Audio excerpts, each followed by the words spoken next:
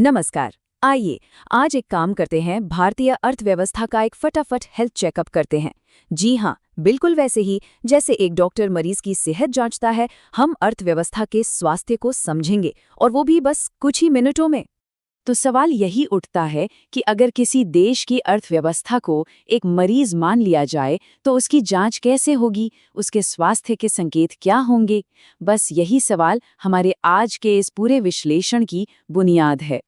ठीक है, तो इस चेकअप की शुरुआत करते हैं सबसे बुनियादी, सबसे जरूरी संकेतों से। जैसे कोई भी डॉक्टर सबसे पहले नब्ज और तापमान जांचता है, हम भी बिल्कुल वहीं से शुरू करेंगे। तो सबसे पहला और सबसे जरूरी संकेत है जीडीपी, यानी ग्रॉस डोमेस्टिक प्रोडक्ट। आप इसे अर्थव्यवस्था की नब्ज या पल्स भी कह सकते हैं। ये बस ये बताता है कि एक साल के अंदर देश में कुल कितना सामान और सेवाएं बनी। सीधी सी बात है, जीडीपी जितनी ज्यादा, अर्थव्यवस्था उतनी ही बड़ी और एक्टिव मानी जाएगी। अच्छा, जीडीपी के साथ साथ ना एक और टर्म समझना भी जरूरी है, और वो है जीएनपी। देखिए, दोनों में एक छोटा लेकिन बहुत महत्वपूर्ण अंतर है। जीडीपी देश की भौगोलिक सीमा के अंदर हुए उत्पादन को मापता है, जबकि जीएनपी देश के नागरिकों द्वारा किए गए उत्पादन को, चाहे वो दुनिया में कहीं भी क्यों ना हो। भारत के मामले में जीएनपी आमतौर पर जीडीपी से थोड़ा कम ही रहता है। और जरा इस नब्ज की ताकत तो देखे। साइज के मामले में भारत की अर्थव्यवस्था आज दुनिया में चौथी सबसे बड़ी अर्थव्यवस्था है। ये आंकड़ा हमें इसके वैश्विक महत्व का अंदाजा देता है। और बात सिर्फ साइज की नहीं है, रफ्तार की भी है। वित्त वर्ष 2025-26 के लिए भारत की जीडीपी विकास दर 7.6% रहने का अनुमान है। इसका मतलब है अर्थव्यवस्था की नब्ज न केवल चल रही है, बल्कि काफी तेज और मजबूती से धड़क रही है। चलिए, नब्ज तो देख ली, अब जरा तापमान भी जांच लेते हैं। अर्थव्यवस्था में तापमान का मतलब है मुद्रास्फीति, यानी कि महंगाई।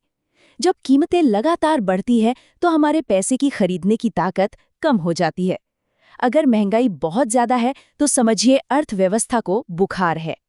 तो इस बुखार को नापने के लिए हमारा सेंट्रल बैंक यानी आरबीआई एक खास थर्मोमीटर का इस्तेमाल करता है। इसे कहते हैं सीपीआई, यानी कंज्यूमर प्राइस इंडेक्स। आरबीआई का लक्ष्य इस तापमान को 4% के आसपास रखना है, जिसमें 2% ऊपर या नीचे जाने की गुंजाइश होती है। ये एक स्वस्थ तापमान माना जाता है।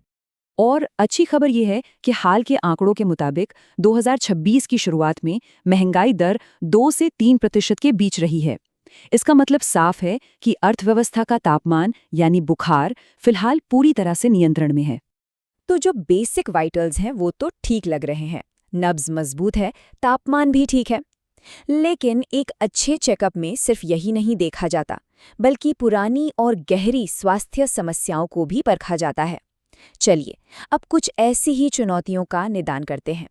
सबसे पहली और शायद सबसे पुरानी जो एक बीमारी रही है, वो है गरीबी। अगर हम एक दशक पहले 2011-12 में देखें तो देश की लगभग 27% आबादी अत्यधिक गरीबी में जी रही थी। ये एक बहुत पुरानी और गंभीर समस्या थी। लेकिन यहाँ एक जबरदस्त रिकवरी देखने को मिली है। 2022-23 तक अत्यधिक गरीबी का आंकड़ा 27% से घटकर सिर्फ 5.3% पर आ गया है। इस बीमारी के इलाज में ये एक बहुत बड़ी कामयाबी है। दूसरी बड़ी चुनौती है बेरोजगारी, और खास तौर पर स्ट्रक्चरल बेरोजगारी। इसका सीधा सा मतलब है कि जो स्किल्स लोगों के पास हैं और जैसी स्किल्स की बाजार को जरूरत है, उनमें एक बड़ा गैप है, एक बेमेल है। ये भारतीय जॉब मार्केट की एक स्थायी समस्या रही है। हाल के आंकड़े कुछ राहत देते हैं।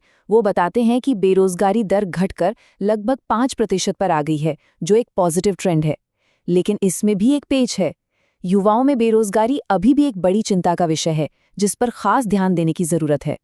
तो जब बीमारियां बदलती हैं, जब उनकी समझ गहरी होती है, तो डॉक्टर्स यानी कि जो पॉलिसी मेकर्स हैं, वो भी तो इलाज का तरीका बदलते हैं, है ना? चलिए देखते हैं कि अर्थव्यवस्था के मैनेजमेंट का तरीका पिछले कुछ सालों में कैसे बदला है। ये टाइमलाइन भारत की आर्थिक योजना के पूरे सफर को दिखाती है। 1951 में पहली पंचवर्षीय योजना से शुरुआत हुई, फिर 1991 के ऐतिहासिक सुधार आए, और फिर 2015 में नीति आयोग की स्थापना हुई। ये एक केंद्रीयकृत योजना से एक ज्यादा लचीले और आधुनिक दृष्टिकोण की ओर एक बहुत बड़ा बदलाव था। और ये बदलाव सिर्फ नाम का नहीं, बल्कि काम करने के तरीके का है। देखिए, जहां योजना आयोग एक टॉप डाउन अप्रोच अपनाता था, यानी दिल्ली में बैठकर फैसले लेता और राज्यों को फंड देता था, वहीं नीति आयोग एक थिंक टैंक के रूप में काम करता है। ये राज्यों के साथ मिलकर एक बॉटम अप यानी जमीनी स्तर से योजना बनाने पर जोर देता है। तो इलाज का नया तरीका तो आ गया, पर सेहत को साल दर साल बनाए रखने के लिए एक नुस्खे की जरूरत तो पड़ती ही है। भारतीय अर्थव्यवस्था के लिए वो वार्षिक नुस्खा है केंद्रीय बजट। अच्छा, बजट को समझने के लिए सबसे जरूरी टर्म है राजकोषीय घाटा या फिस्कल डेफिसिट। सीधे शब्दों में कहें तो ये सरकार की कमाई और उसके खर्च के बीच का अंतर है। ये घाटा जितना कम हो, सरकार की वित्तीय सेहत उतनी ही अच्छी मानी जाती है। तो हाल के बजट की सबसे खास दवा क्या रही है? वो है कैपिटल एक्सपेंडिचर पर जोर। इसका मतलब है ऐसी जगह पैसा लगाना जिससे भविष्य में देश की संपत्ति बने, जैसे कि सड़कें, बंदरगाह, रेलवे और नई फैक्ट्रियां। माना जाता है कि इसका विकास पर कई गुना ज्यादा असर होता है। और सरकार अपनी वित्तीय सेहत को सुधारने के लिए एक बहुत ही सोची समझी योजना पर काम कर रही है, जिसे ग्लाइडिंग पाथ कहा जाता है। इसका लक्ष्य है हर साल राजकोषीय घाटे को धीरे धीरे कम करते हुए एक स्थिर और स्वस्थ स्तर पर लाना, ठीक वैसे ही जैसे एक मरीज धीरे धीरे रिकवर करता है। तो हमारा चेकअप लगभग पूरा हो गया है। वाइटल संकेत मजबूत हैं, पुरानी बीमारियों का इलाज सही दिशा में हो रहा है और इलाज की एक नई योजना भी है। लेकिन सवाल ये है कि आगे बढ़ते हुए भारत को अपनी सेहत के किस एक लक्षण पर सबसे ज्यादा, सबसे गहरी नजर रखनी होगी। ये एक सोचने वाली बात है।